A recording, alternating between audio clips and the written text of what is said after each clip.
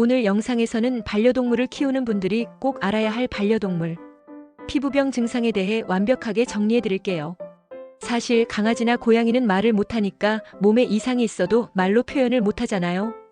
그래서 보호자인 우리가 더 주의 깊게 살펴야 하는데요. 특히 피부병은 초기에 발견하면 훨씬 쉽게 치료할 수 있어요. 하지만 도대체 어디부터 어떻게 확인해야 하지? 라는 고민이 드시죠? 걱정 마세요. 오늘 영상 하나로 완벽하게 정리해 드릴게요. 전문 수의사들이 말하는 증상 기준부터 실제 사례, 그리고 집에서 눈으로 보고 손으로 만져볼 수 있는 방법까지. 심지어 알레르기성 피부염, 진드기 감염, 곰팡이성 피부병, 아토피까지 구별하는 팁도 알려드릴 거예요. 초등학생도 이해할 수 있게 쉽게 설명해 드리니까 끝까지 꼭 봐주세요. 소중한 우리 아이들 건강을 위해 오늘 영상은 진짜 필수입니다. 첫 번째, 가장 흔한 증상은 바로 지속적인 긁기입니다. 반려견이나 반려묘가 자꾸 긁고 핥고 벽에 등을 비빈다면 이건 단순한 간지러움이 아니라 피부병의 초기 증상일 수 있어요. 특히 귀 뒤쪽, 겨드랑이, 배 밑부분, 꼬리 부근처럼 털이 많은 곳을 자꾸 긁는다면 알레르기성 피부염이나 곰팡이 감염일 가능성이 높습니다. 집에서 체크하는 팁은 간단해요. 털을 살짝 젖히고 피부 상태를 확인해 보세요. 붉은기, 각질, 작은 물집, 진물, 딱지 등이 보인다면 바로 병원에 데려가야 합니다. 피부병은 시간이 지날수록 감염 부위가 넓어지고 2차 감염까지 발생할 수 있어요. 그래서 초기 발견이 정말 중요해요. 가끔 보호자들은 그냥 좀 긁는 거겠지 하고 넘기는데 그렇게 방치했다가 증상이 심해져서 병원비가 몇십만 원까지 나오는 경우도 정말 많아요. 조금이라도 이상하다 싶으면 바로 확인하고 필요하면 병원 진료받는 게 좋아요. 특히 요즘 같이 환절기에는 피부가 더 민감해지기 때문에 더더욱 주의해야 해요. 두 번째 증상, 피부 냄새와 털 빠짐이 심해졌다면 의심해봐야 합니다. 건강한 반려동물은 사실 냄새가 거의 안 나요. 그런데 피부에 이상이 생기면 특유의 쉰내, 비린내, 곰팡이 같은 냄새가 나기 시작합니다. 특히 귀에서 냄새가 나고 진물이 나오면 귀 피부염 또는 외이염일 가능성이 커요. 그리고 털이 예전보다 많이 빠진다면 스트레스나 계절적인 탈모가 아니라 피부 질환으로 인한 탈모일 수 있어요. 확인하는 방법은 털을 살짝 잡고 가볍게 뽑아보는 거예요. 쉽게 털이 빠지거나 피부에 각질이 함께 묻어나온다면 피부에 문제가 생긴 겁니다. 특히 동그랗게 털이 빠진다면 링웜 곰팡이성 피부병의 가능성이 높아요. 이건 사람에게도 전염될 수 있기 때문에 빠르게 격리하고 치료하는 게 중요합니다. 또한 반려동물이 자꾸 몸을 숨기거나 만지려고 하면 싫어하는 행동을 보인다면 그 부위에 통증이나 가려움이 있다는 신호예요. 이런 신호들을 절대 무시하지 마세요.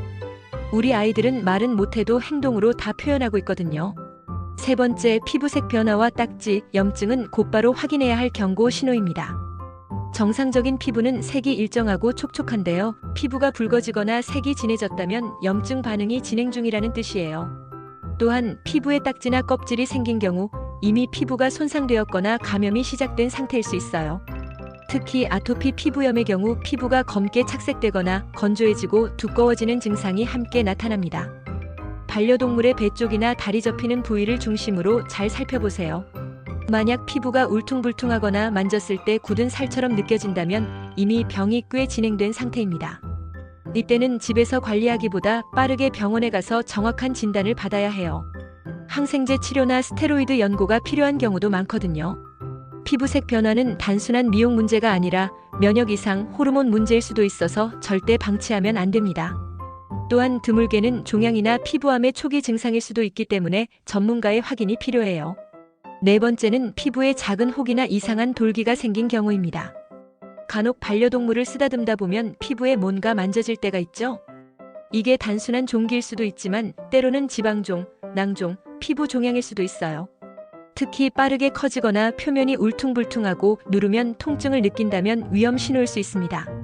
또 혹 주변에 털이 빠져 있거나 피부색이 달라졌다면 반드시 병원에서 조직 검사를 받아보는 게 좋아요. 집에서는 일주일 간격으로 혹의 크기를 기록하거나 사진을 찍어 관리하는 것도 좋은 방법이에요. 변화가 없다면 큰 문제 없을 수도 있지만 갑자기 크기가 커지면 꼭 수의사 상담을 받아보세요. 특히 고령의 반려동물일수록 혹이 악성일 가능성이 더 높기 때문에 더욱 신경 써야 합니다. 무조건 무서워할 필요는 없지만 방치해서 늦게 발견되면 치료가 어려워지니까요. 5번째, 진드기나 벼룩 감염으로 인한 피부 이상을 놓치지 마세요. 여름철에 특히 많은 진드기, 벼룩, 해충은 피부병의 주된 원인이 됩니다. 반려동물이 자꾸 몸을 뜯거나 갑자기 짜증을 내는 경우 해충에 물렸을 가능성이 있어요. 특히 작은 벌레처럼 보이는 갈색점이 피부에 붙어 있다면 진드기일 수 있습니다. 이건 절대 손으로 떼면 안 되고 병원에서 제거해야 합니다. 벼룩에 물리면 작은 붉은 반점이 여러 개 생기고 주변에 딱지가 생기거나 털이 빠지는 경우도 많아요. 가려움이 심해서 긁다 보면 2차 감염까지 이어질 수 있죠. 진드기나 벼룩은 예방이 가장 중요합니다. 정기적인 외부 기생충 약 투약, 환경 소독, 이불 세탁 등도 병행해야 완전히 차단할 수 있어요. 특히 고양이는 피부가 얇아서 해충에 더 취약하니 더 세심하게 관리해야 해요. 6번째, 스트레스성 피부병도 있습니다. 많은 보호자들이 간과하는 부분인데요. 반려동물도 스트레스를 받으면 피부에 문제가 생겨요. 이사, 이별, 새로운 가족, 다른 반려동물과의 갈등 등은 반려동물에게 큰 스트레스를 주죠. 그 결과 자가 손상행동이라고 해서 스스로 털을 뽑거나 발을 핥고 하차서 염증을 유발하는 경우도 있어요. 이건 단순히 피부 문제라기보다는 심리적 문제와 연관된 질환이에요. 그래서 약물 치료보다는 환경 개선, 스트레스 완화, 보호자의 관심이 훨씬 중요해요. 매일 산책 시간을 확보해주고 충분한 놀이와 교감을 통해 정서적인 안정을 주는 게 가장 효과적입니다. 또한 혼자 있는 시간이 너무 길어지면 이런 증상이 심해질 수 있으니 생활 패턴을 다시 점검해 보세요. 스트레스는 모든 질병의 시작점이기 때문에 피부 이상이 보이면 정서적인 요인도 함께 점검해야 해요. 집에서 피부병을 관리하는 방법도 함께 알려드릴게요. 첫째, 정기적인 목욕과 브러싱은 기본입니다. 반려동물의 피부 타입에 맞는 샴푸를 사용하고 너무 자주 씻기기보다는 2주에서 3주 간격으로 목욕하는 게 좋아요. 둘째, 실내 환경 관리도 중요해요. 습도는 40%에서 60%로 유지하고 진드기 예방을 위한 청소도 철저히 해주세요. 셋째, 알레르기성 피부염 예방을 위해 사료 성분 체크도 꼭 해보세요. 최근엔 곡물 알러지, 닭고기 알러지 있는 아이들도 많거든요. 넷째, 피부에 문제가 생겼을 때는 무조건 병원 진단을 받는 것이 우선입니다. 민간요법으로 해결하려다 악화된 사례도 정말 많아요. 다섯째, 사진 기록을 남기고 증상 변화를 관찰하는 습관도 피부병 조기 발견에 큰 도움이 됩니다. 무엇보다도 가장 중요한 건 아이의 작은 변화도 놓치지 않는 보호자의 관심이에요. 오늘 영상 어떠셨나요?